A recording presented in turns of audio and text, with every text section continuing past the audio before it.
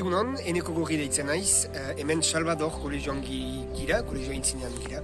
Dula hogeita bost urte hemen nintzen ikasle eta gaur egun bi alabaren aita naiz. Batak 10 urte ditu eta besteak 12. Eta biak handitu dira Lapurdi kostaldean, erran nahi du Euskal Herriko hiri eremu erdaldunenean. Eta badakigu guraso gisa, euskaldun gisa, euskaltzale gisa, eremu erdaldun batean bizitzea eta handitzea.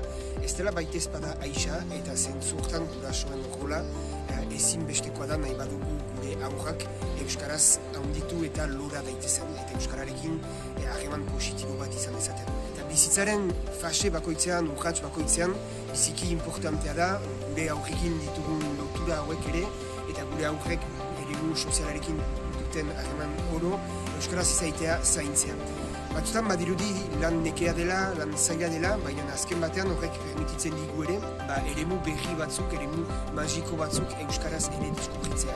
Izan aur literatura euskaraz, izan beste eremu bat presente den euskara, izan mediateketan den eskaintza, mintzaldi, proiektzio edo inguruan. Nahi dudana da euskararen mundua mugimenduan dela eta mundu polita dela eta mundu politori gure aurrekin ere partekatzea, biziki urratx dela bai haientzat, bai guretzat.